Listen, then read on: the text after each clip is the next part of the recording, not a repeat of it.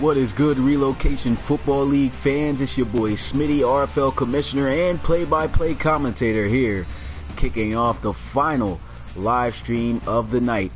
And it's a divisional matchup between the Snowhawks and the Condors. About to say the Conquistadors.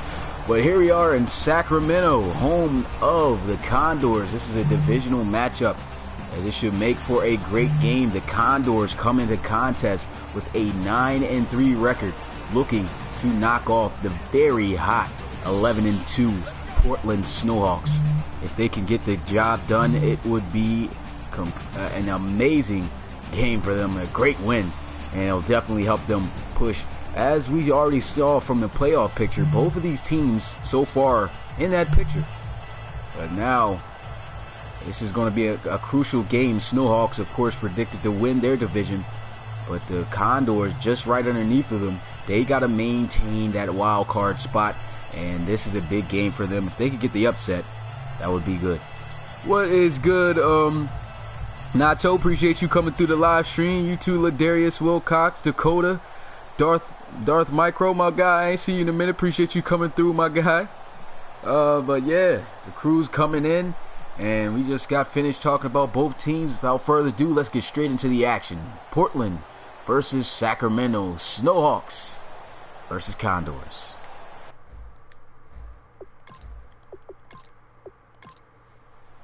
So here we go, starting off this NFC divisional matchup between these two powerhouse teams. The Condors going to have this one taken out of the end zone, and we'll get it out to the 21-yard line.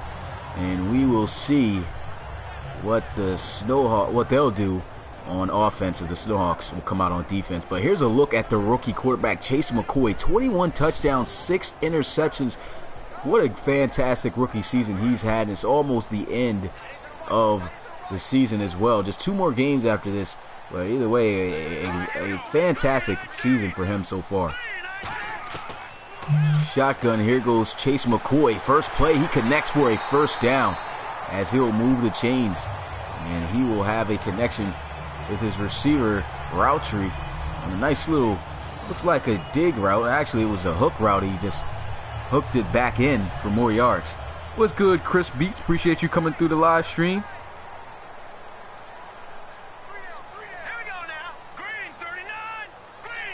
Now, unfortunately, I can't do mods right now because I only have my phone, not my computer, to be able to create one. But here we go. We got a nice run play here by Reggie Cromartie-Smith, as he'll pick up a Condors first down.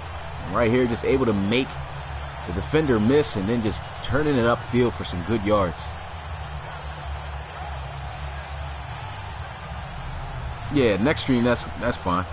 Just gotta make sure you remind me, and I gotta make sure I get my computer so that way I can do that. There's going to be a review on the field. I guess they're gonna mark and see where he stepped out of bounds. And looking at it, I guess nothing happened. So he got the yards. They say he didn't step out of bounds. 1st and 10 here for the Condors. Shotgun, here goes a handoff to Reggie Cromartie-Smith, and he'll get it to the 45-yard line for a nice gain, 2nd down. And here's a look at the Condors offense, as we already know about their stout quarterback, about their outside receivers. They make some big plays in the receiving game. Can they make some big plays to deliver an upset here in front of their home crowd? Here goes a handoff. Cromartie-Smith, a little hesitation, and he's going to pick up another Condors first down with that run.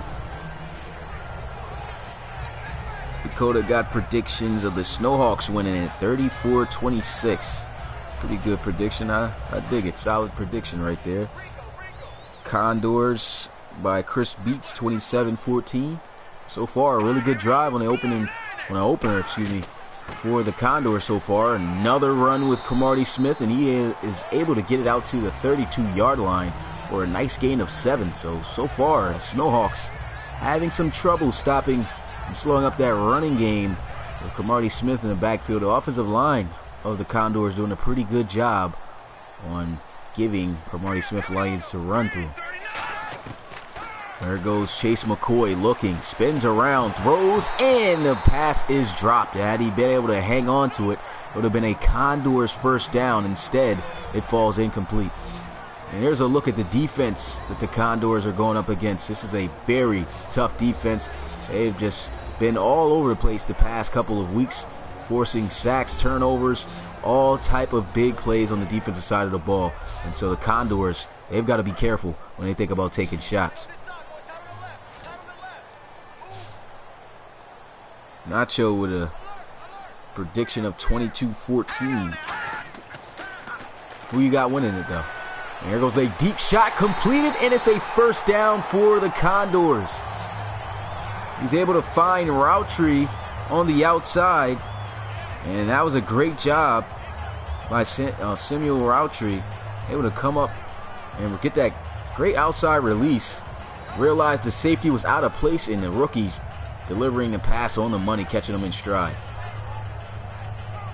Got the Condors, okay, 22-14. We'll see. So the Condors, really nice drive here. It's first down and 10 at the 11-yard line. And McCoy in the backfield with Reggie Cromartie Smith, a handoff to him. And he'll gain about 2 yards on the carry. And that's finally a win right there for the defense. Most of the time that they've been giving the ball off to Cromartie Smith, he's been picking up some big yards. But it's second down and 9 after the 1-yard gain. McCoy going to look to pass this time. He's got some good protection, and he is going to be sacked. That's Dwight Northrup coming up with the game's first sack right there. And he has been a force to be reckoned with on that defensive front for the past, well, pretty much all season. I was about to say past couple of weeks, but Dwight Northrup has racked up a ton of sacks so far this season. Oh, yeah, you guys still in the draft, Darth? Yeah. Everybody who submitted a draft player, you guys definitely still in the draft. Like I've said in previous streams, it's not guaranteed that everybody's going to get drafted. It's just so many submissions this season. And here goes a touchdown as the Condors on their opener strike with a receiving touchdown by Samuel Routry. And Samuel Routry on this drive had some big catches. Had the first catch of the game, and then he closes out the drive with the touchdown as he gets a little extra dramatic with that dive in the end zone. But the Condors on the board first. And that was a great job by the rookie Chase McCoy, leading his team down the field and executing with a pass right there on the money to take the lead to start out the game.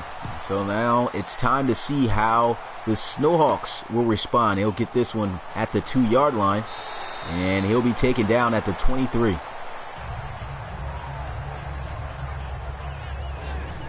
And so coming out onto the field, Joseph Giddily. As you can see, remarkable stats, over 4,000 yards passing, 28 touchdowns and only 6 interceptions. This guy has been phenomenal throwing the ball. Big reason on why they have the success that they have so far. Shotgun here for Giddily. He's going to look to pass on the first play, and it's going to be caught by Joe Johnson for a first down, as some of the viewers like to call Joe Johnson Jr. right there, making a big grab and moving the chains. So first down and 10 after the pass play. Giddily once again in the shotgun, looking to pass again over the middle. He's able to find Joe Johnson again. That's actually George McCann, not Joe Johnson. That's a nice reception right there on first down. And here's a look at the Snowhawks offense. We've been raving about this offense all season on how dominant they have been. As we already know about their quarterback. Their outside receivers are a big threat to any defense. Got to watch out for those guys. All set I formation here for the Snowhawks. They're going to run the ball for the first time, and he'll lunge forward, but I think he'll be about a yard short of the first down as they give it off to DJ Scott. And here's a look at the opposing defense of the Condors.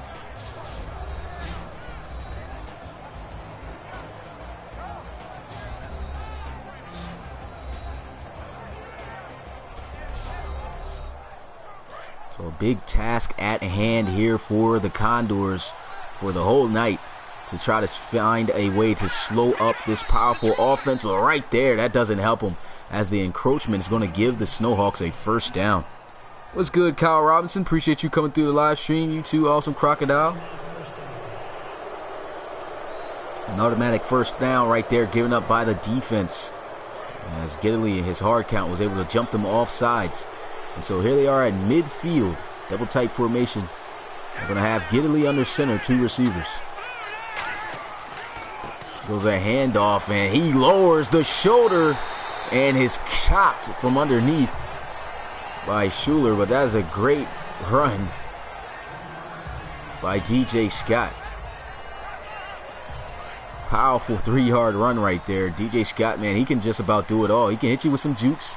Probably not typically the juking guy, but he can also, as we can see right there, just bowl right through you. And here goes another run with DJ Scott, and he's going to pick up a first down for Portland, as he'll have it at the 38-yard line in the Condors territory. What's good, Kwani 2K? Appreciate you coming through the live stream. So far, so good. A nice opening drive here for Portland. Can they finish out this drive with a touchdown to tie this game up?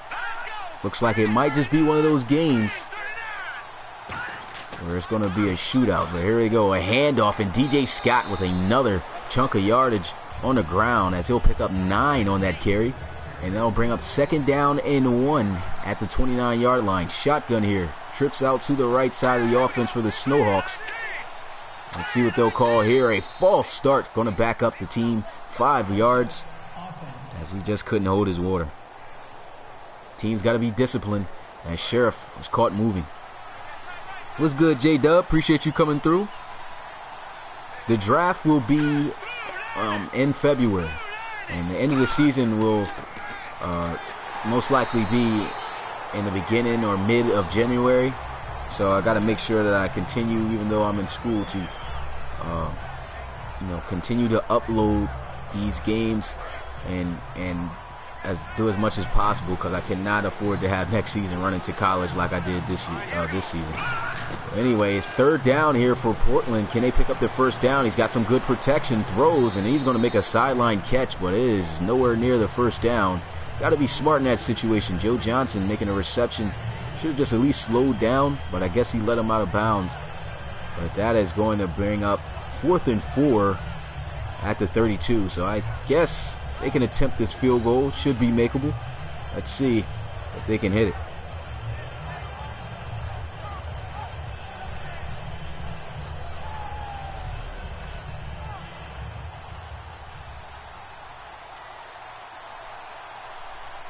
So here goes a field goal attempt. This one is going to be 49 yards out, and it is good. So they'll cut the lead, and the score is 7-3. The Condors have the lead. That was a nice kick right there by Stanley.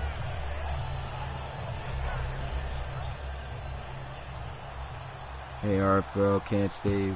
But I just came to say what's up, man. Appreciate that, Reese. Thanks for spending your time here that you could in this live stream. Really appreciate it. Hope to see you in more.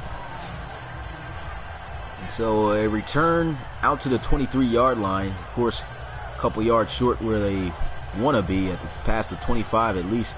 But the offense going to come back out on the field, and the defense of the Snowhawks last time getting scored on. And so can this rookie quarterback for the Condors, Chase McCoy, lead his team to an upset victory over the #1 NFC team? And so here goes a quick throw, interception by the Snowhawks, and that is not the way you want to do it. The very first play of the drive, he throws a pick to the linebacker Roy, and now they'll have excellent field position. And that was just a great play on the ball. Chase McCoy throwing the ball just a little bit too early there, and that's going to cost him. What's good, JP the Gamer Vlogger? Appreciate you coming through the live stream, my guy. Hope I answered your question that you sent to me earlier on my video about how many teams you can relocate on Madden. Of course, this is Madden 17, but on Madden 18, you can do 20, up to 20 teams. But yeah, you can't relocate a whole team. I wish they could. The first down, they'll run the ball with DJ Scott, and he'll get it out all the way down to the 20 for a gain of 6. And back to that interception, Chase McCoy, I mean, he led a great drive, scored a touchdown, then he just throws a pick. He wants to be as consistent as possible against the Snowhawks team. They do not want to give this team too many opportunities to be able to score points. And so they'll go right back with DJ Scott, and he'll fall about an inch short of the first down, and that'll bring up third down for the Snowhawks. I think the Eagles beat the Cowboys tonight.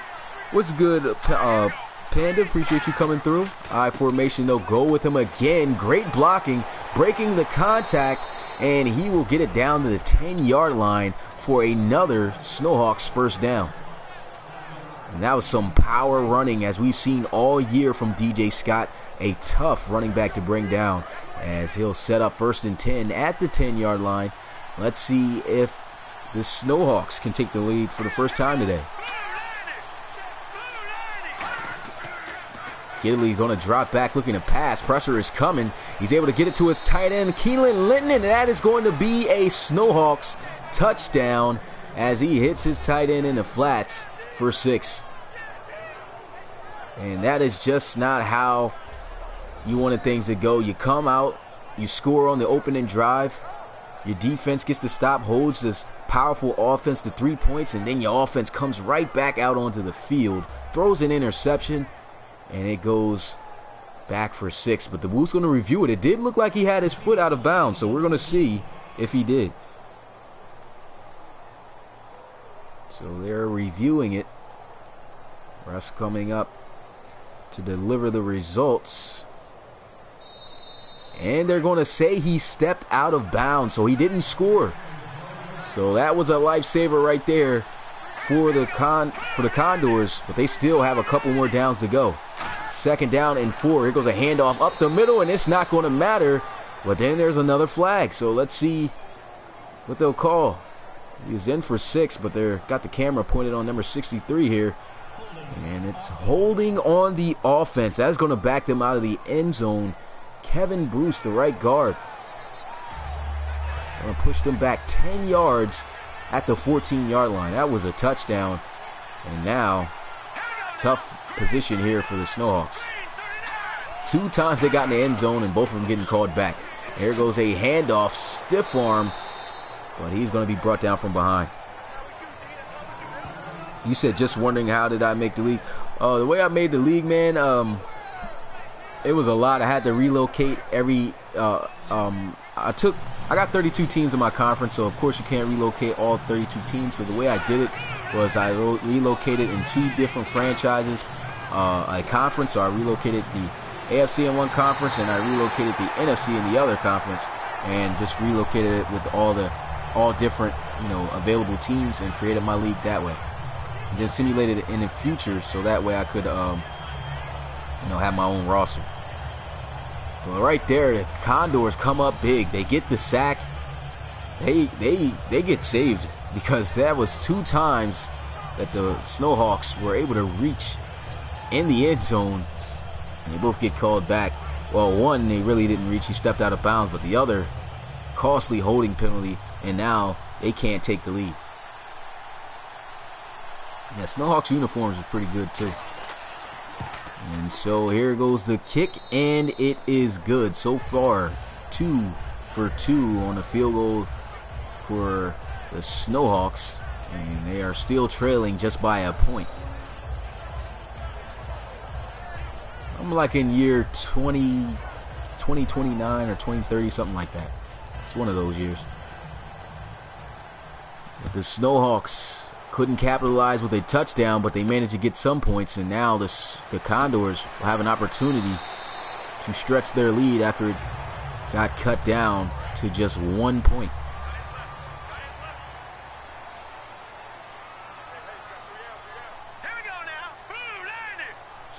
Shotgun here for Chase McCoy, and he just immediately just runs. I don't know what type of play call this was, but he just takes the snap and runs to the outside for a first down, 11 yards for the rookie. And it looked like he wasn't even thinking about passing the ball. That looked like a broken play. The guy just ran out of the pocket and picked up 11 yards.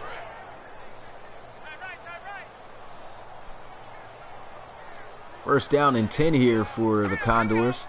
Shotgun for McCoy. Going to motion for Hardo. And here goes a handoff to Cromartie Smith. And he'll gain about 2 on the carry. And that'll bring up second down. All right, Kyle Robinson, I'll see you, my guy. What's good, Dreon? Appreciate you coming through the live stream. Second down and 8 here for the Condors. Under centers McCoy. He'll look to pass. He'll try to scramble around. Throws and almost throws his second interception of the day. But luckily, it goes in and out of the hands of Dyer and Roy.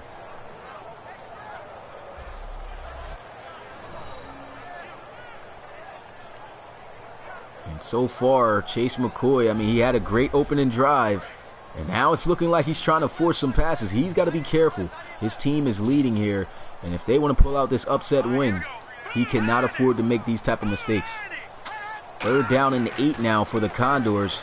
There goes McCoy. He's got some time looking. Throws. Completes it to Cromartie Smith. First down for the Condors. And they'll get it out across midfield at the 48-yard line after 16 yards of rack after the catch by the running back Reggie Cromartie Smith. He just came right out the backfield. Great protection by the offensive line, giving them time and just observing the situation, finding that everybody deep was covered, and just checked it down to his back for a big first down pickup. What's good, Jay? Appreciate you coming through the live stream. And here goes McCoy yet again looking to throw wide open, and he's got a guy for a first down. And that is Sam Fajardo on the reception to move the chains once again for the Condors.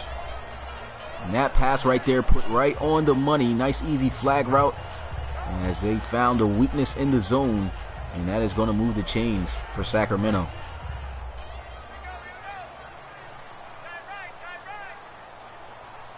Heading towards the end of the first quarter here. Shotgun for McCoy.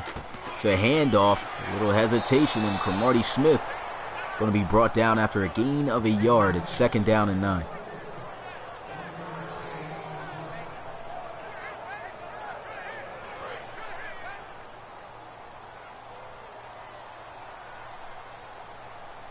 So this play most likely going to be the last play of the game here, of the quarter, but it ends up not being after an incomplete pass. So possibly, one more play. And it's third down and 9 for the Condors. He said, who do I think wins the RFL? Well, in my opinion, as far as who I think is going to win the Relocation Bowl, I'm going to have to say the Celtic Tigers. I think the Celtic Tigers, they lost the first ever Relocation Championship game to the Bulldogs in a crazy upset, and they just bounced right back, getting back in the playoffs, and I think they can go back and win it this time. But that's going to be the end of the first quarter. The Snowhawks are down against their division rivals. The Condors up 7-6. Said, which player do I think will win offensive and defensive rookie of the year?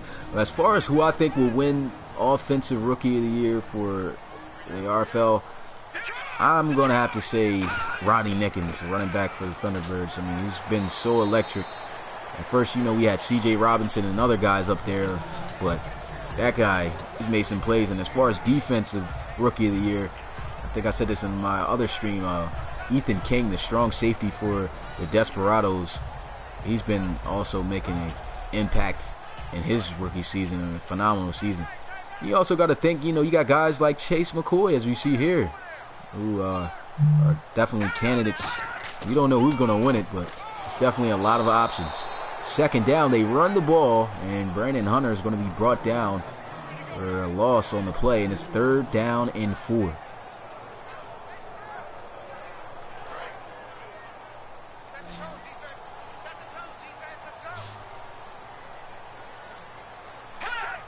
Shotgun. There they are, setting up the screen, and he's got it. Cromartie Smith gets enough blocking to pick up a Condors first down. And so that'll bring up 1st and goal at the 7-yard line. Can they stretch their lead here? Another great job on the drive here for the Condors. So we got guys saying the Condors are going to score. Of course, they are still facing up against a really solid defense, but they've been moving the ball pretty effectively on them. 1st down and goal here at the 7-yard line. Shotgun for Chase McCoy. He's going to look to try to pass. Throws. Touchdown, Sacramento. The Condors will stretch their lead with another touchdown as he gets it out to Fitzgerald for their 2nd touchdown of the day.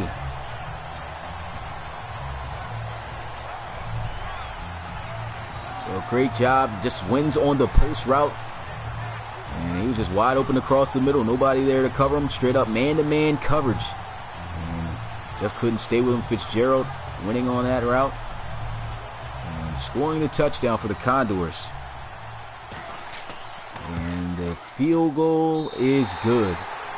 The extra point. And that will stretch the score 14-6. The Condors looking to lead this upset. Can they knock off the Snowhawks here in the NFC division matchup?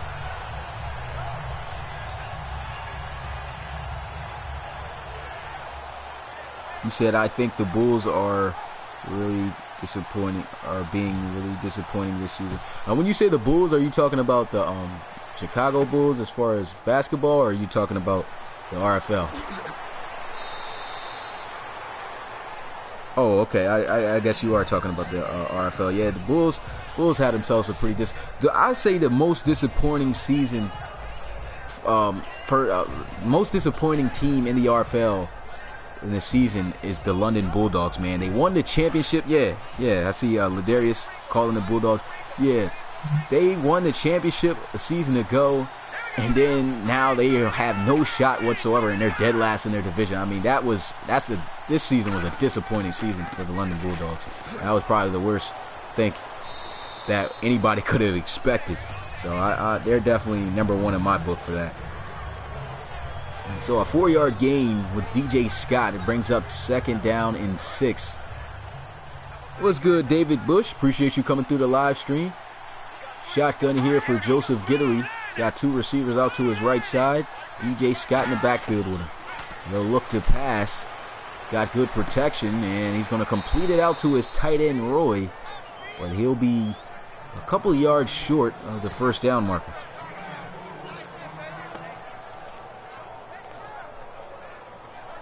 Yeah, the Bulldogs definitely were the comeback team in the whole playoffs. They were the high underdogs.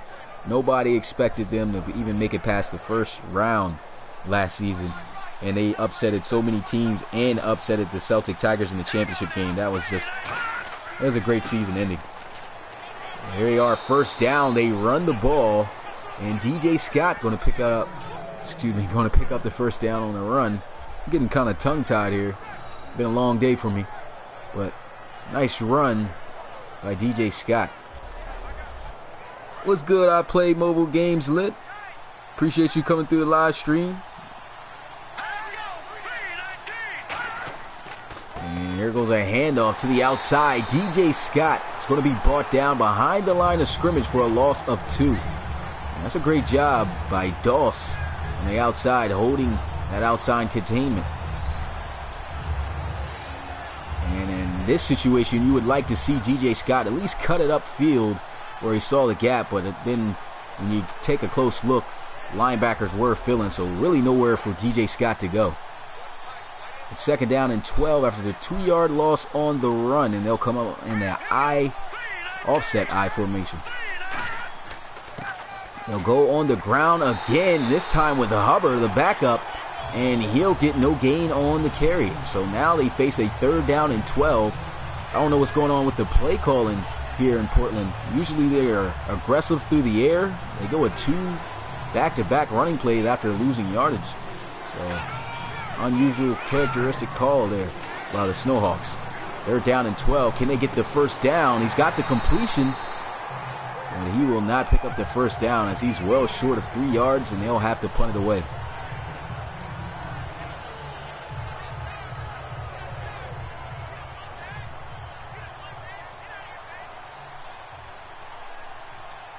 And so 4th down here, and the Snowhawks going to try to help out their defense and pin the offense near the goal line. But this punt, man, a terrible one, as it just comes off the wrong side of his foot, and as Lloyd gives him good field position at the 29.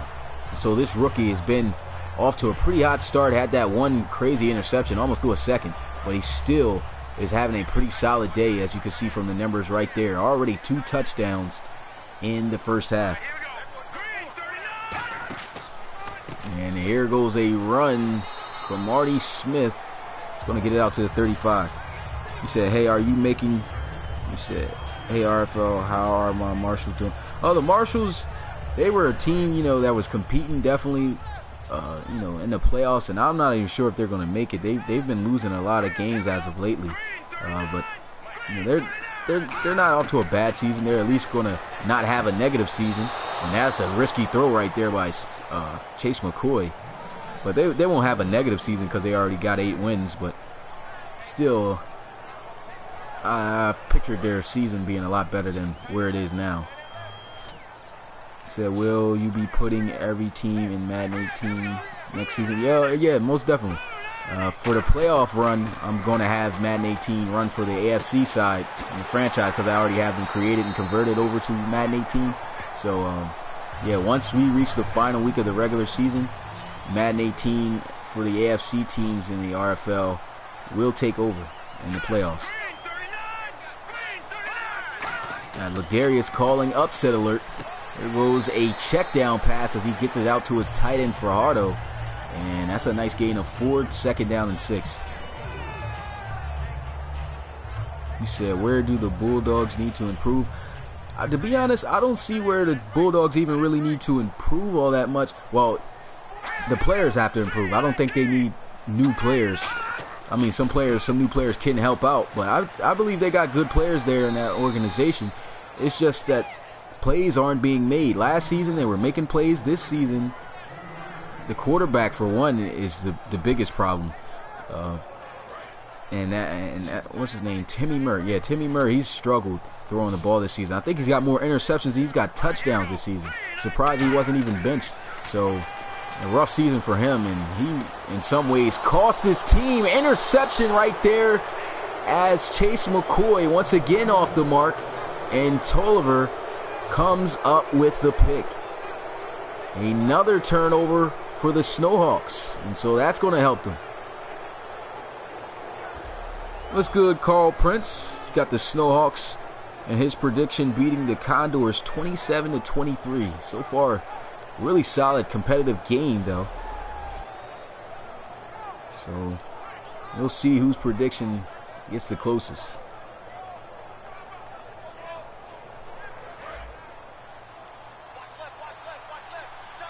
Yeah, the odds of getting a quarterback drafted from now, if somebody tries to submit a quarterback in the RFL draft right now, is going to be pretty low. So I don't recommend teams submit any players submit a quarterback into the draft this season until next season starts.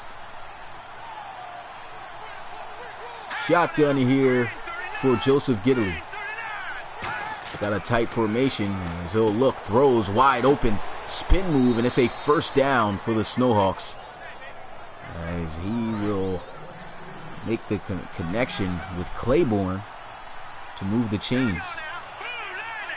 What's good, Robo21? Appreciate you coming through the live stream. Goes a handoff, and he'll be taken down at the line of scrimmage. Great job by the defense. I have not seen these games in a while. It's all cool, man. As long as you back to watch some action. It's been a good week so far in the RFL in week 15. There goes a draw play. High snap, kind of delays it. He's able to get some good yards on the run, and that'll bring up second down.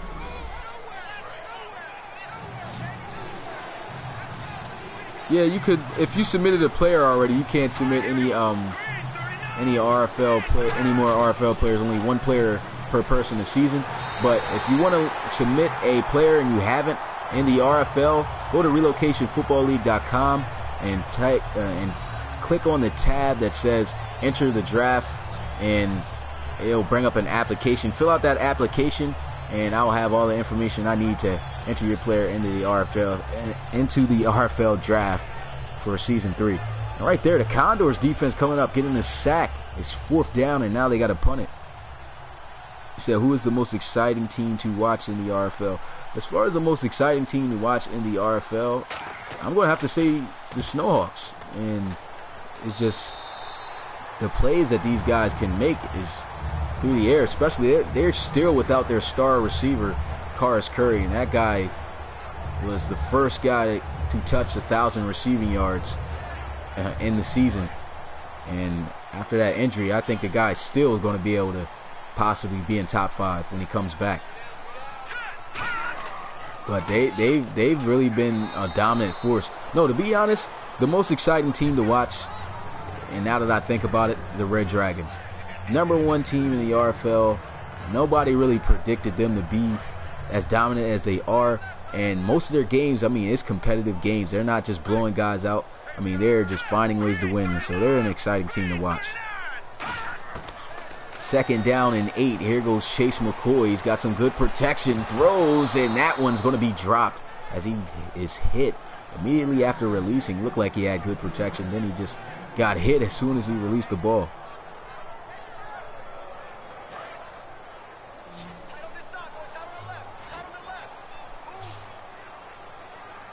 You said, which RFL team do I think have the worst defense? I can't really think off the top of my head. I haven't seen any team that really gets shredded back to back, you know, who just can't stop an offense. If anything that comes to mind, I would have to say the Shamrocks. That's the only team I can think of that I've seen that defense sometimes lacks in multiple areas. But I stopped by the Snowhawks defense, and they will be getting the ball back as Condors punted away. This one's going to be fielded at the 13, and here goes Joe Johnson on the return. Don't know why he stepped out of bounds. Looked like he could have just ran out to the right side or something, trying to make something happen. Instead, he goes out of bounds, and they'll have field possession at the 25. As far as highlights, you don't need any highlights. The highlights definitely do help your draft stock, but if you don't have highlights, just put that you don't have highlights on the application, and everything should be good. 1st down and 10. Joseph Gidley going to get it out to his tight end, Keelan Linton.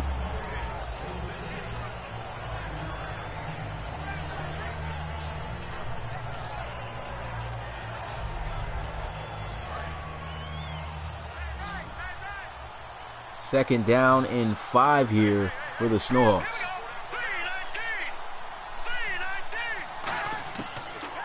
Gidley going to look to try to pass for the 1st down, and he's got it. And he gets flipped. Nice tackle made right there. He flipped DJ Scott. Just completely took his legs from underneath of him. But he's able to hang on and pick up that 1st down for the Snowhawks.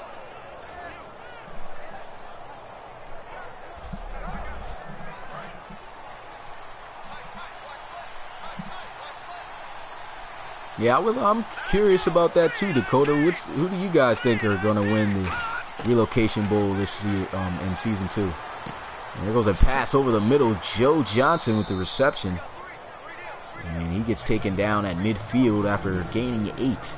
And we've reached a 2-minute warning, and we could very well be seeing ourselves in the upset. The Condors are leading it over the Snowhawks, 14-6.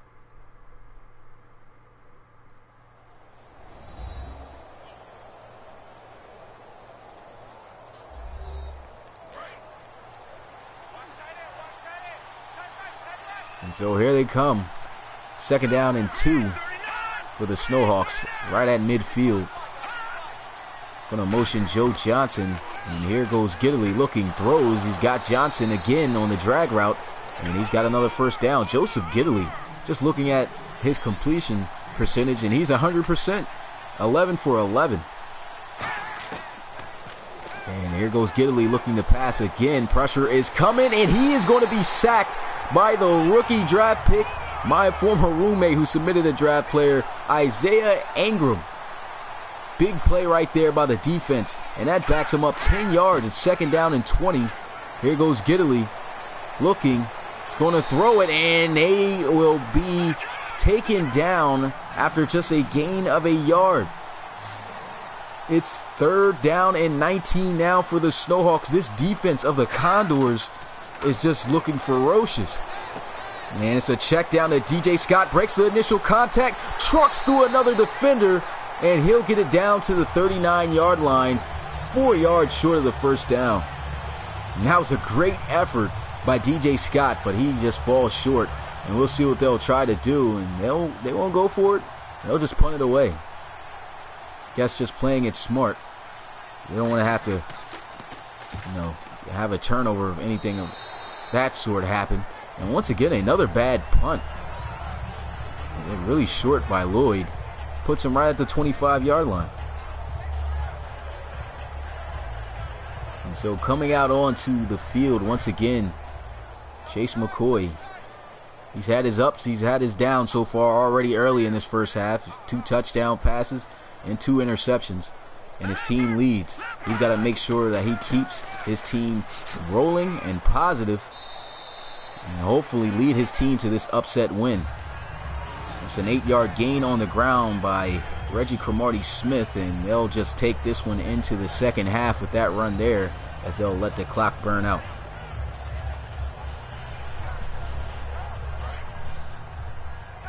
This is the NFC side of the RFL. And with 1 second left, they'll get the playoff. They'll pick up the 1st down, but no points. And so that's going to be the end of the first half.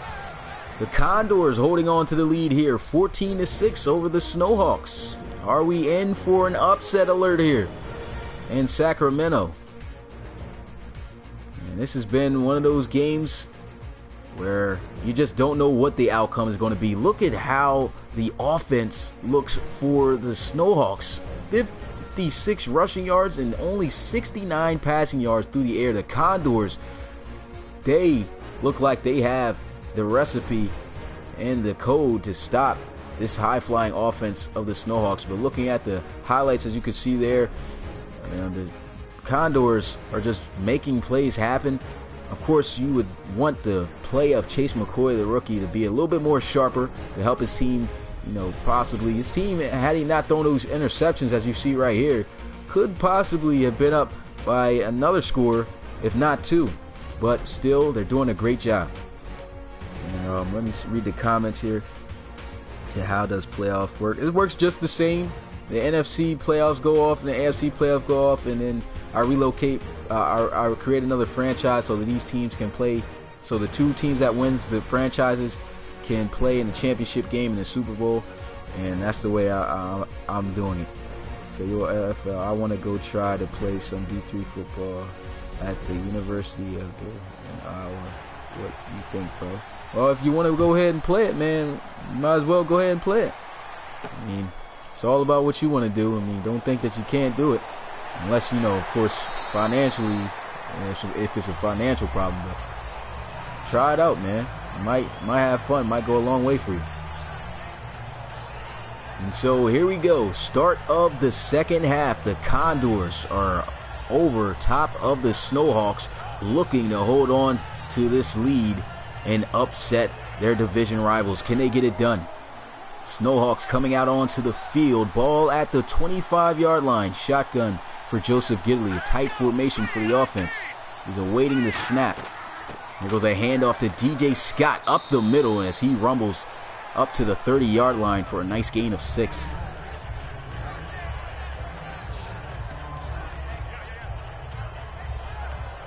And so it's 2nd down and 4.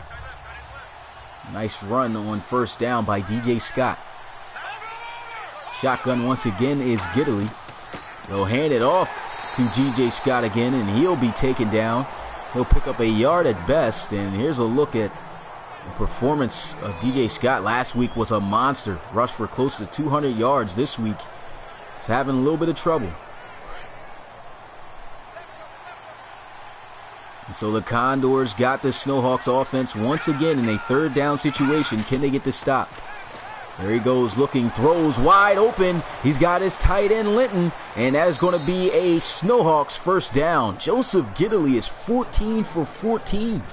Has yet to have missed a pass. Went the whole first half 100% on completions. I mean, this guy is pinpoint accurate.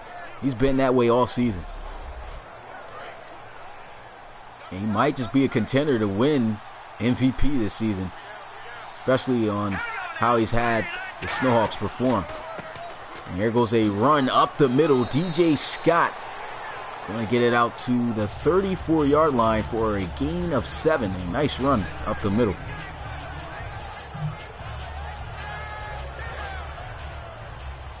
You said when an RFL team plays an NFL team, how does that work? Yeah, the RFL team automatically gets a win, so that way every team is going to have the same amount of, if I just let it randomly play out, some teams are going to get losses and wins, and that will affect their chances of being in the playoffs and give some teams a certain advantage. So in order for that not to happen, I give those teams automatic wins, so that way, only the RFL games will be what matters.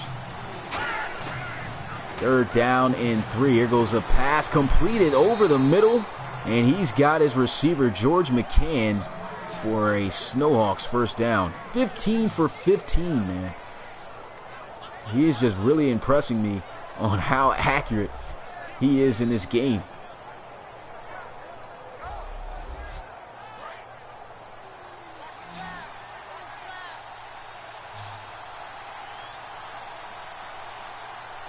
Shotgun here, they'll come out 5 wide, empty set. Joseph Giddily going to drop back. Pressure's coming, and he will take a sack. And maybe that's why he's 100%. Looks like he's not even trying to throw the ball away unless he knows for a fact it's there. But he can't afford to do that. That's probably why his team is down in this one.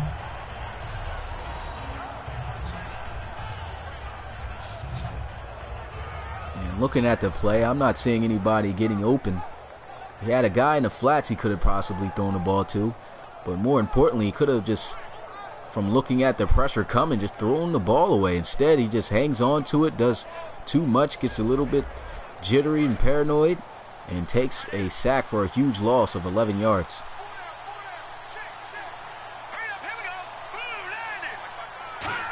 Second down and 21. They'll go with a draw play. This one a little bit catching the defense off guard as he's able to rumble and pick up some good yards down to the 22-yard line for a gain of 9. So it's third down and 12 for the Snowhawks.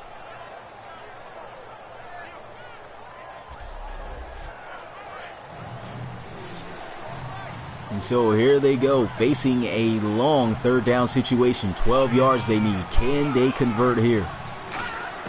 Giddily going to look to pass. Pressure's coming. He throws. Completion. Is it a first down? No, they're going to say he's a yard short. He came back just a little bit too far. And from that, that'll bring up fourth down for the Snowhawks. So now they're going to have to settle for yet again another 3 points. That was a great catch, though, on the sideline. Made right there by the receiver. And so that's going to bring up fourth and a field goal attempt to cut into this lead, hopefully bringing it down to 5. And the kick is good. So the score now 14-9. Snowhawks struggling to get points on the board. That's their third field goal attempt of the day. This is a team that usually scores at will, and they just cannot seem to find a way to move on this defense. And so the Condors going to get the ball here. And here goes the return. Flag on the play. And this is going to be on the receiving team, as they'll call holding on Anton Colquitt, the tight end. And that's going to push them back at their own 17. What's good, Kyrie Switch? Appreciate you coming through the live stream. Appreciate everybody new coming through this live stream. Look like we may just witness an upset here. Nice juke move by Cromartie Smith. And a solid tackle by Nate Smart as he wraps him up for just a gain of a yard.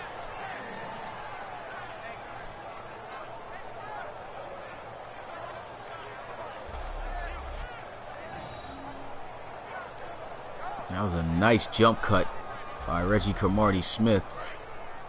All of that just goes for just a simple 1 yard gain in 2nd down and 9 here for the Condors.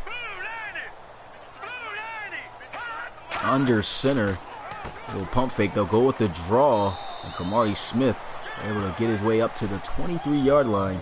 And I'll bring up 3rd and 4 now for the Condors. So let's see if the Snowhawks can get a stop here.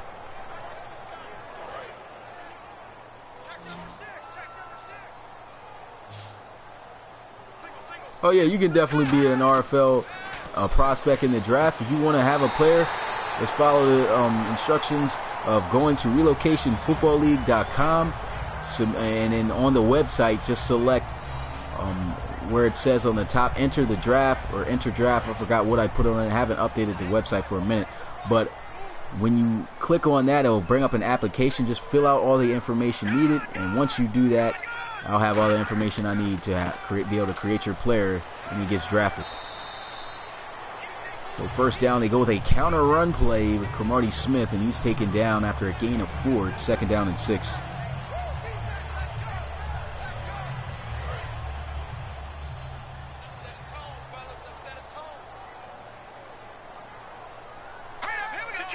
Pistol formation here. And there goes a run with Cromartie Smith, and he'll be taken down a couple yards short. I knew the Eagles was going to be up, man. I got the Eagles winning against Dallas, man. I just think the Eagles got their number, man. The Eagles are a really solid team. You said, what's the Pioneers' record after that win? Oh, the Pioneers, they're 7-6. It was a handoff, and Brandon, the backup back, is unable to get it past the 1st down marker, and that is going to bring up 4th down. Great stop by the Portland defense.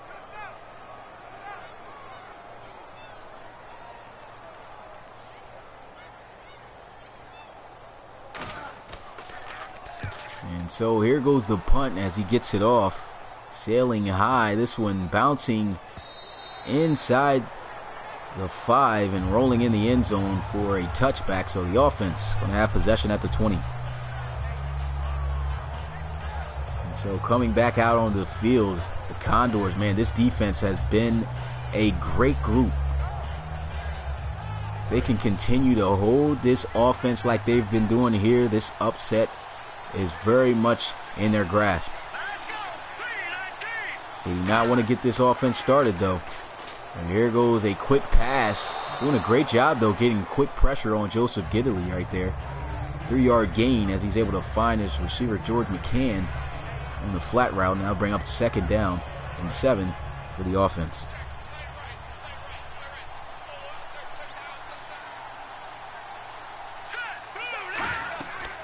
There goes a handoff up the middle, and he'll be taken down at the 25.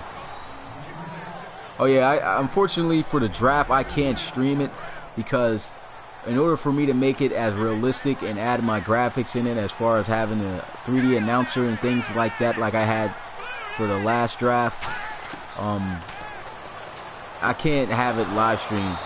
Well, I might. I'm working on a way. It could happen, so I'm not going to say I can't yet, but I'm working on it. But if I can't get it done, then unfortunately, you guys know why. Here goes a handoff, and DJ Scott going to pick up about 3 yards, and that's going to bring up 2nd down and 7.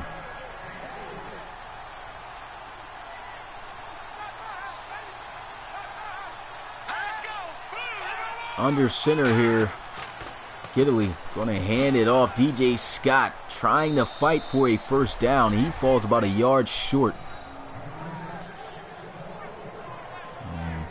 Nice tough running.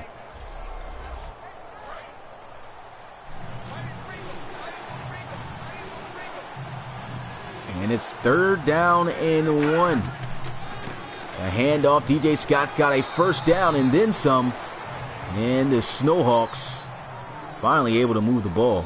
DJ Scott on his way to just 4 yards away from getting 100 yards rushing on the ground like he did last week. 5 wide empty set here for the Snowhawks. Quick throw, completion, and it's enough for a 1st down as he connects with George McCann on the slant. And so that'll move the chains. And the Snowhawks looking like they might be able to score here. There goes a handoff to the outside. DJ Scott, another nice run, and that run right there puts him over 100 yards rushing on the day. So a really great game for him. What's really been the question is the aerial attack. Haven't really seen that dominant performance that they usually have through the air throwing the ball, as we usually see them here in this game. And look at this, man. Joseph Gidley still has not missed one pass. He's 20 for 20, and we are almost heading into the 4th and final quarter. Goes a handoff to the outside. DJ Scott trying to use the stiff arm. It doesn't work. He only gets right back to the line of scrimmage, and it's 2nd down.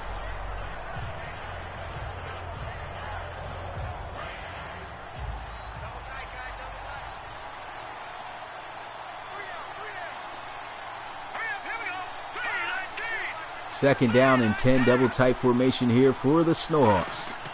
Going to drop back, looking to pass, throws wide open is the tight end Linton, and he'll be wrapped up and brought down at the 16-yard line, and that'll bring up another 3rd down situation for the Snowhawks.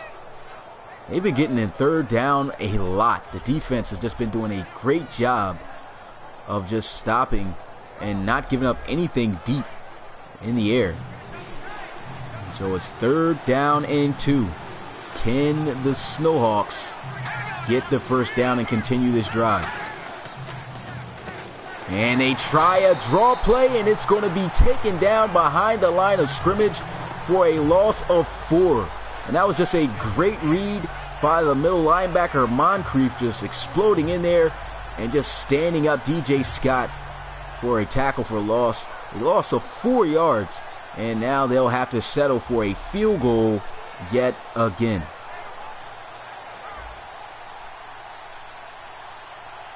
Who had the worst season a season ago was the Mexico City Conquistadors, who ironically are looking like they're going to be in the playoffs this season. Definitely had a big-time turnaround.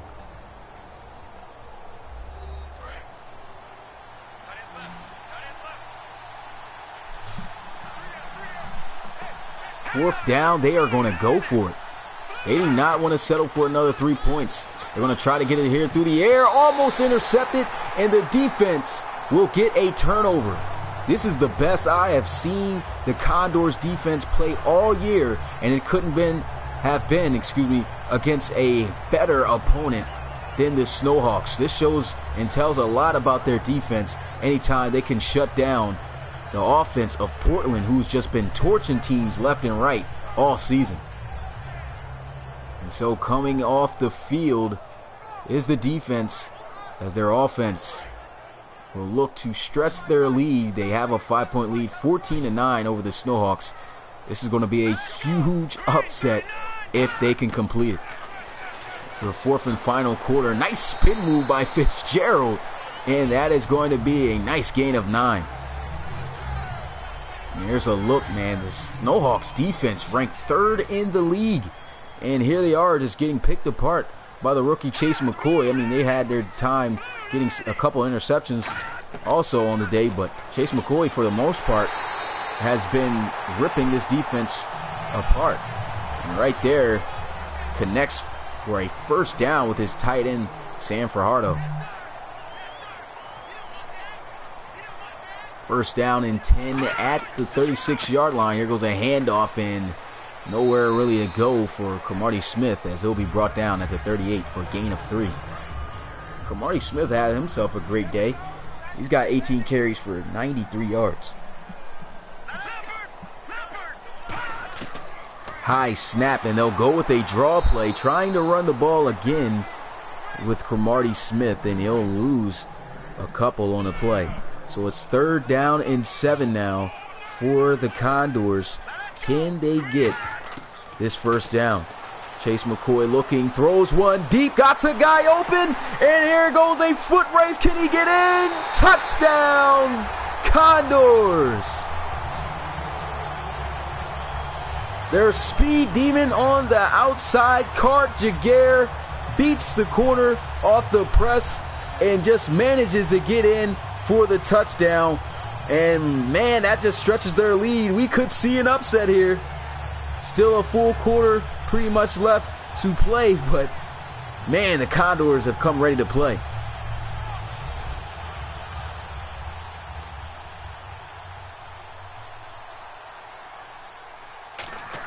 Big time play made right there, and that stretches the lead up to 12 as they are up 21-9 over the Snowhawks. And here goes the return by Joe Johnson, and he's going to be brought down short of the 25-yard line at the 23. And so all types of momentum is just going against the Snowhawks here in this one. This is probably the most adversity this team has had to face all season, and it couldn't have been against a worse opponent. Well, for them, their division rivals who tend to know them better. Here they go, 1st down and 10 though. Ken Gidley lead his team back, and here goes the first incomplete pass, actually the second of the day, by Gidley. Tried to fit that one in there to his tight end. He just couldn't hang on. That was great coverage. Yeah, that was a great throw by Chase McCoy for that touchdown. Rookie, man, 3 touchdowns in this game. And here goes a incomplete pass by Joseph Gidley. They are just doing a great job. These corners are strapping up. Nobody seems to be getting open, and the defense is getting constant pressure. Joseph Gidley, I'm not even going to say it's his fault. I mean, he's trying to find guys open for the most part. He was 100% all the way towards the end of the 3rd quarter. This guy, you know, he's trying his best to have his team come back to win. He's got to check it down, and that's going to bring up 4th down. And the Condors are able to get a stop, and they'll be able to get the ball back on offense.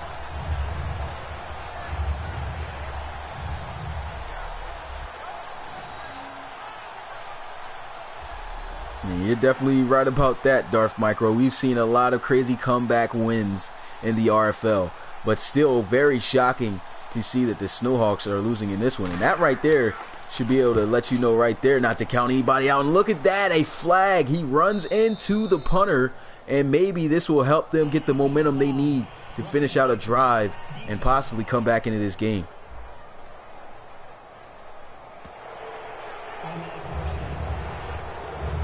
And so an automatic 1st down as he ran right into the punter, and Joseph Gidley is hyped as he'll be able to continue his drive. So that moves them up to the 39-yard line. Shotgun here for Gidley. He's going to look to pass, steps up in the pocket, is able to check it down, and a swooping tackle as he just takes the legs right from under DJ Scott. He's been getting his legs taken out a few on some tackles. And when you go up against DJ Scott, that's what you got to do, because he's a power back. He likes running through guys, so you don't want to try him too much up top.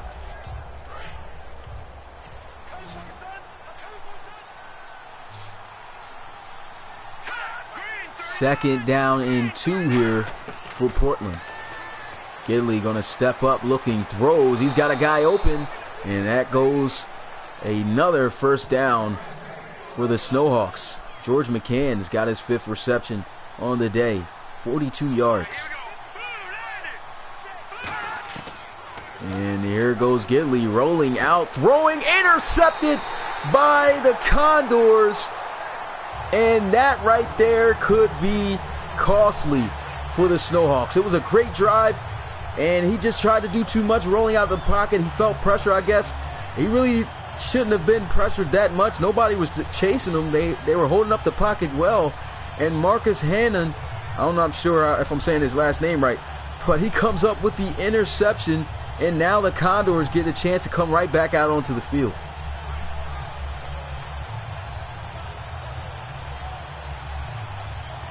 Oh, that's because they're in two different franchises. That's how you can relocate the same cities. These teams aren't on the same franchise. First down and 10, counter play action, and Chase McCoy is going to be dragged down and sacked.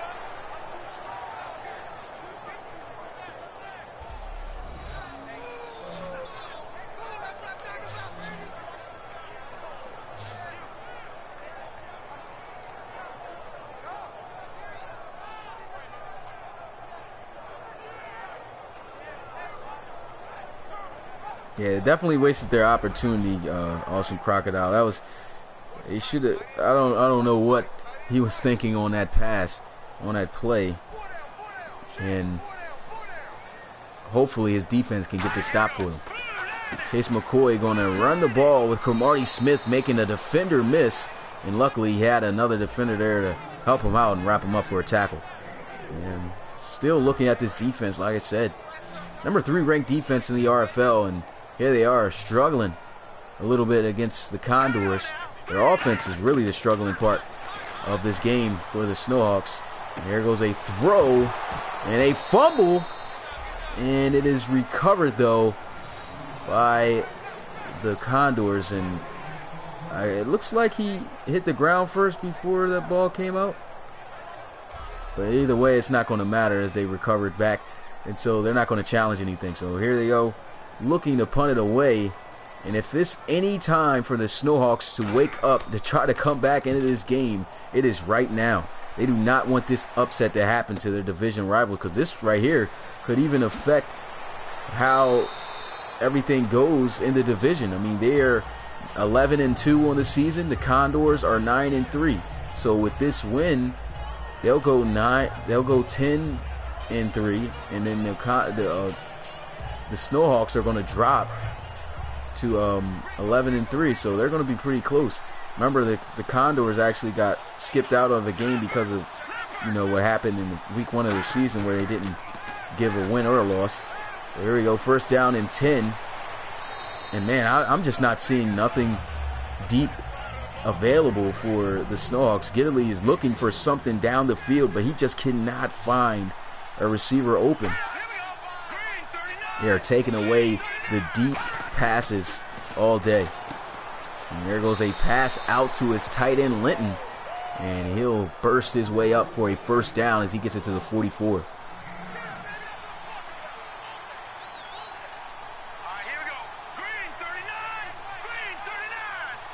What's good, Pat R? Appreciate you coming through the live stream, my guy. You said, what year is this league? This league is this year's in 2029. It's not an online league. It's offline that I present to the channel. But yeah, it's simulated in the future, so I can have my own players for the relocation teams. Second down and 5. Here goes a pass, and finally a big connection as he's able to find Joe Johnson, and he'll get it to the 33-yard line.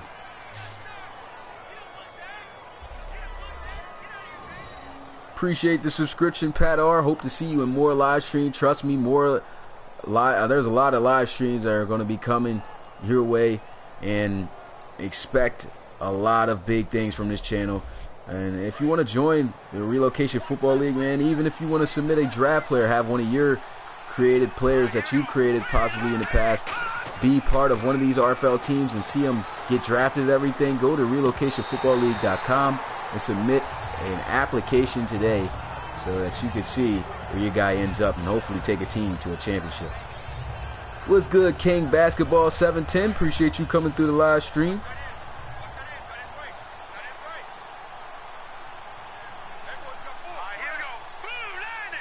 Second down and 10. Here goes Joseph Gidley stepping up, throws, and he just delivers a dart. And a great catch in traffic by George McCann. That's his 6th reception. You said, are y'all, we have a Facebook account, but I would say that the best account for the most recent and up-to-date quick information is on Twitter. So if you have Twitter, that's better. But we do have a Facebook account, but it's not as active as Twitter is. So if you would like to go on Twitter to, if you have Twitter, I would recommend you following Relocation Football League on Twitter. And for you to find out, where those links are to subscribe, they're on my channel. You could just go to the channel. They should be up there near the banner. Appreciate the subscription, King Basketball 710. Really appreciate you guys coming through. You guys are not going to regret becoming a part of the RFL community. First down and goal. They try to run the ball with Hubbard, and he gets taken down behind the line of scrimmage. Moncrief has been all over the running game today for the Condors as he wraps him up for a loss there. And he just came in free, clean, just knew that the run was happening. Even if it wasn't, that was going to be a tough block to be made if it was a play action, as he was coming in hot.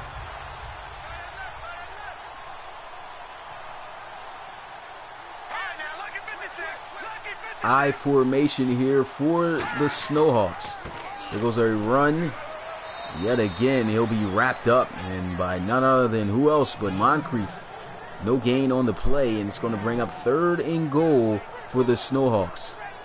They must score here on this drive. If they don't, it's not really a must. They could kick a field goal, but the next time they get the ball back, they got to score, and they have to be successful in a 2-point conversion.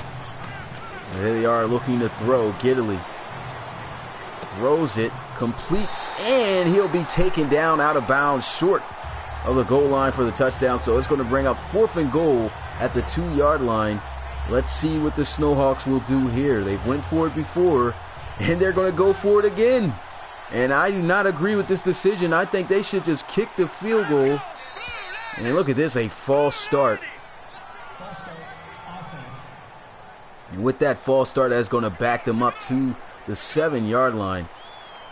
And they're still going for it. This is unbelievable. What's good, Mark? Appreciate you coming through the live stream, my guy. Long time no see, man. So 4th and goal. Can Giddily get in the end zone for the touchdown? Lofts one up, intercepted, and the Condors will have possession at the 5. And man, I do not agree. I do not even know what Joseph Giddily was thinking on that throw. The guy just lost the ball up. It gets picked off.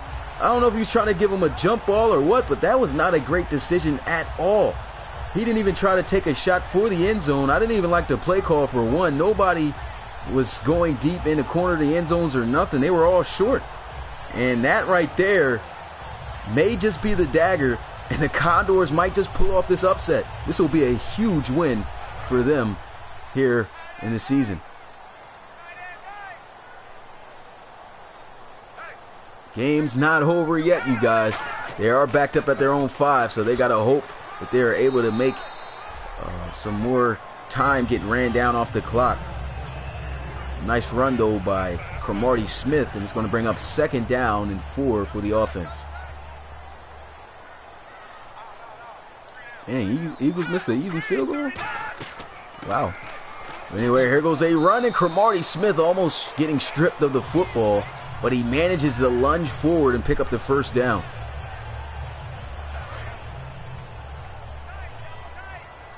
And man, I know Portland is really shocked here. They're running out that clock, and the fact that their offense could not produce a touchdown. They have been lighting defenses up all season through the air, and they did not punch it in the end zone one time today. It's been a rough day for them, and Nate Smart right there, a nice hard shot on Cromartie Smith. They're trying their best to try to force a fumble or some type of turnover, but it just isn't happening. They still hold on to all 3 of their timeouts. And here it is, 2nd down and 11. We've reached the 2-minute warning. And it looks like the Condors are going to pull this one off, you guys. An upset right here for the ages. Definitely going to be a great win for the Condors. And you can expect these guys to be in the playoffs if they continue to win out. After this win, just 2 more games going to be left. They are already in the wild card spot as of now in Week 15. And this is really going to help them out. And they could actually compete to try to win out their division. And here goes a run by Cromartie Smith. And the Portland Snowhawks are going to have to burn a timeout.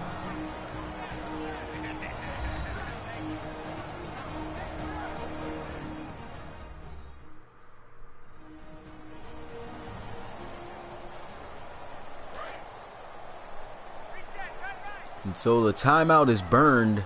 No gain on the play. It's 3rd down and 11. I formation for the Condors.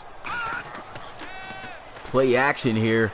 There goes Chase McCoy looking to try to pass for the first. Throws wide open, but he drops the ball. Great play on the ball right there by the defense. And they'll actually stop the clock with that incomplete pass. And man, that's got to be a catch that's got to be made. That one would have secured this win. But he just could not hang on to the ball. Great job by the offensive line, even giving McCoy this much time in the pocket to look for somebody open. Thought he had a guy right there, but that was a great play on the ball.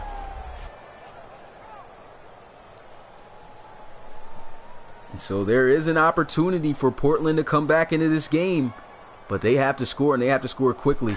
And even though they haven't scored at all today, this is the offense that can get the job done. And here goes the return by Joe Johnson as he'll get it out to the 44-yard line. And there is 1 minute and 40 seconds left in this game. The Snowhawks are still down by 12. They must drive down the field and score as fast as they can. They have 2 timeouts remaining. And things just aren't looking good for them. They have to try their best to try to win this game. Here they are setting up the screen. It's there. He's got the blocks. DJ Scott trying to get out of bounds. He can't do it. And so here they are running their hair up offense. They're running back to the line of scrimmage, trying not to burn any timeouts as time continues to tick. 20 seconds has already ran off the clock and counting. Here goes Gidley. Going to check it down to Linton, and he can't make it out of bounds. Time is continuing to run down. Great tackles being made by the Condors, not allowing anybody to get out of bounds to keep the time running. And here goes Gidley looking. He's got time. Throws. Almost intercepted. And that would have been the end of the game right there. Got to come down with that pick. This Condors defense, man, they have game planned well. They took away everything deep. And I would have to say, man, maybe if the Snowhawks had their key weapon, Karis Curry, there would have been too many options, and I think they would have been able to pull off a win here with no problem. But defense, man, they came ready to play, just taking away everything deep, keying in on the key receivers. And the Snowhawks have been struggling all game. Here goes a completion, and he's able to get out of bounds at the 19-yard line. That puts, actually puts Gilardi. I keep saying Gilardi. I keep messing up. Gidley over 300 yards passing, and so it's 1st down and 10 here at the 19. We are just under a minute left. And here goes Gidley, looking pressure in his face. He's got a guy open. He doesn't get out of bounds, but he gets a 1st down. They better hurry up here. And so here they go, 40 seconds and counting left. He's going to look, trying to get it in the end zone. Throws, touchdown, Snowhawks. Finally, they score. And it's not until the final seconds of the game, 35 seconds remaining, the Snowhawks cut the lead down to just a possession.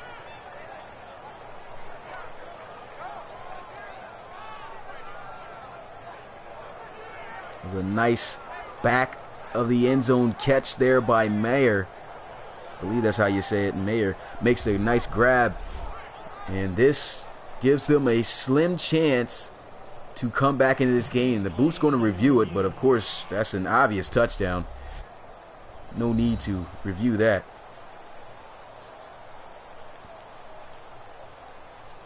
Yeah, if they manage to pull off this comeback, this will be a very impressive comeback. But of course, they have to get the onside kick. If they do not recover the onside kick, it will be over for the Snowhawks and their attempts to win this game. And so the extra point is good, and the score 21-16. Here goes the onside kick. Can the Snowhawks recover it? And it's a terrible onside kick. The Condors will recover, and they will go on to win this game for the upset. They have 2 timeouts remaining, but with 34 seconds, that leaves 1 down for a 40-second runoff, and so there's no way that they're going to win this unless the Condors do something stupid. They should just take the knee. I hope they come out in the victory formation, and they will, man. This is a huge win. What an upset here in Sacramento. The Condors able to knock off the #1 NFC team, Portland Snowhawks, here at home. Great division win here for the Condors. It was just excellent. Their game plan, you could tell everything that they've done up to this point was just amazing. The way that they game planned for the Snowhawks just allowed them to take only the short plays, nothing big, and they were poised, disciplined, and they're going to come out with a huge win. And the Snowhawks burning their final timeout.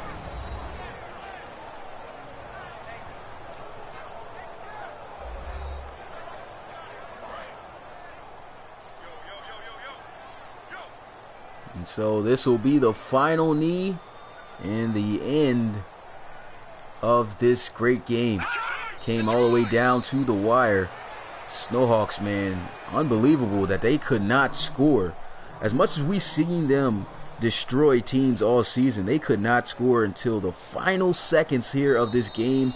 And right there, the clock hits 0, and let the celebration begin here in Sacramento as they are able to knock off their division rivals, the Portland Snowhawks, in a close victory, 21-16, to improve to 10-3 on the season, while knocking off the division leaders down to 11-3. So now the Snowhawks are in the hot seat.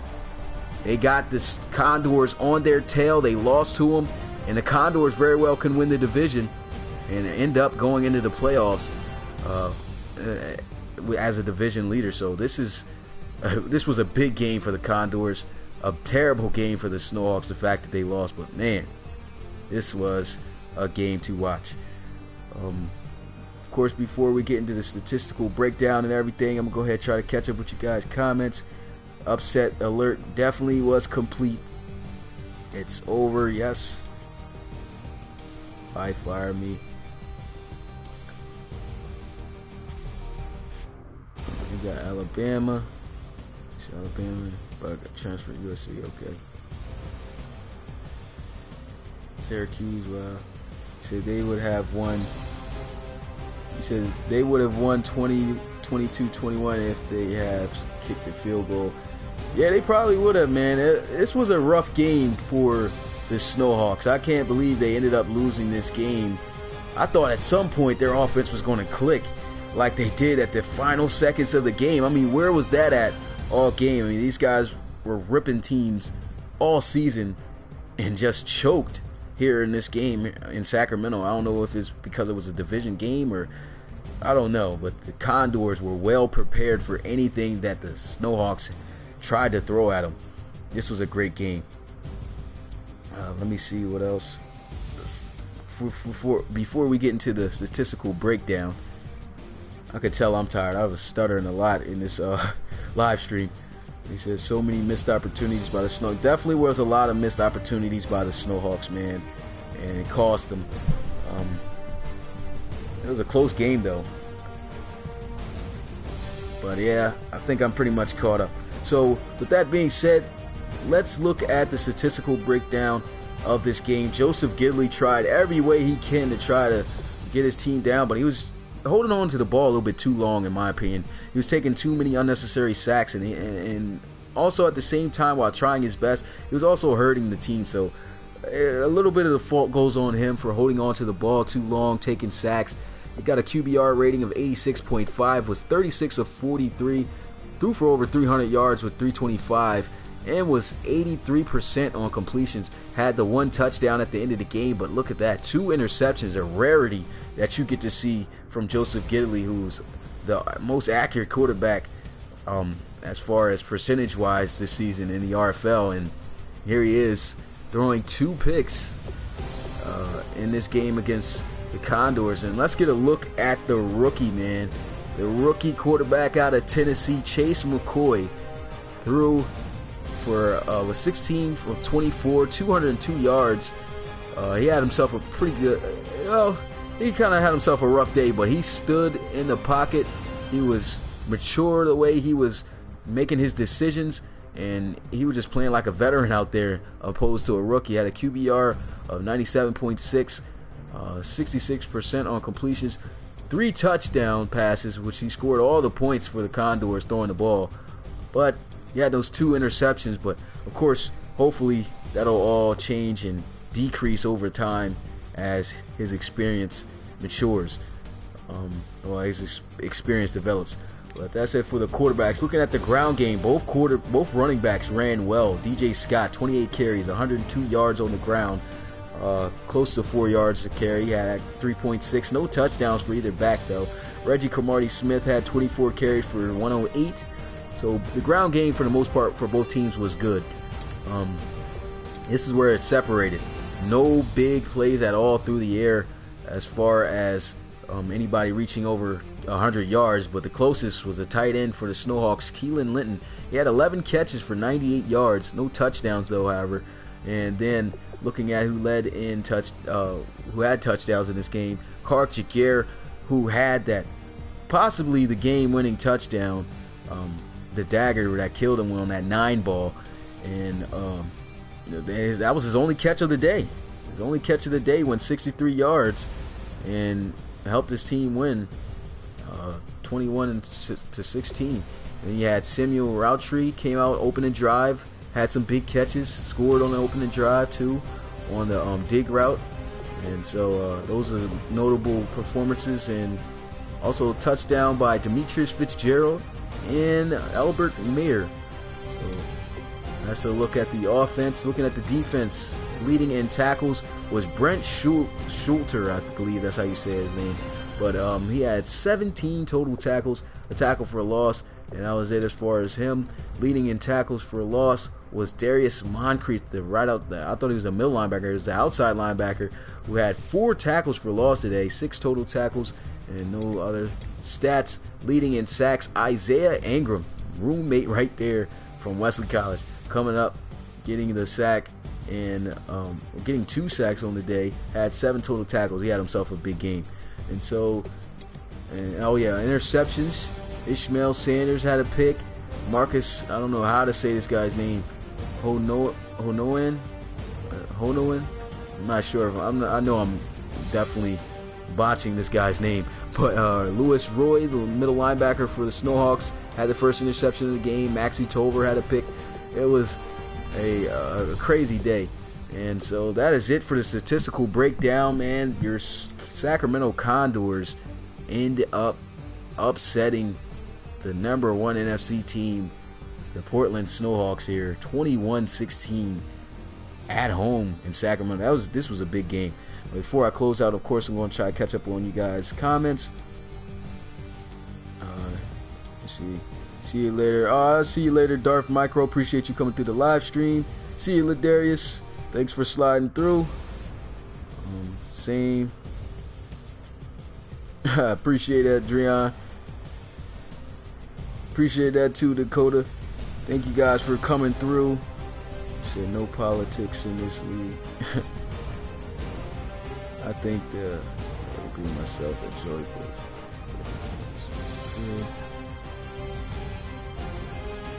Can't wait till the play. Man, I can't wait till the playoffs either. The playoffs is definitely going to be fun to watch. And the Eagles, he said, still 7-6. Recent speed. I appreciate it, you guys.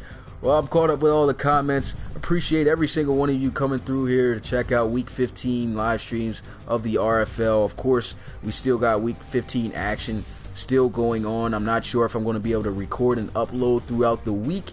So what I will do is probably do what I did this week and just record when I'm able to come home to be able to live stream to you guys But actually, you know, I'm in the playoffs myself, so I got to travel all the way to New York to play Brockport. So I might not even.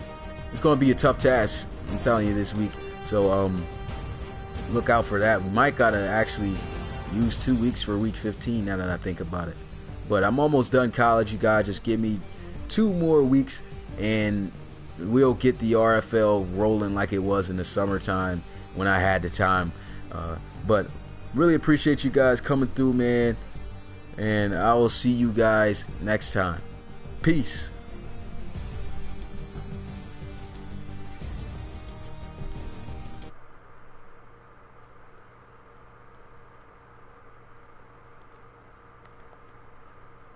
Pressing the wrong buttons.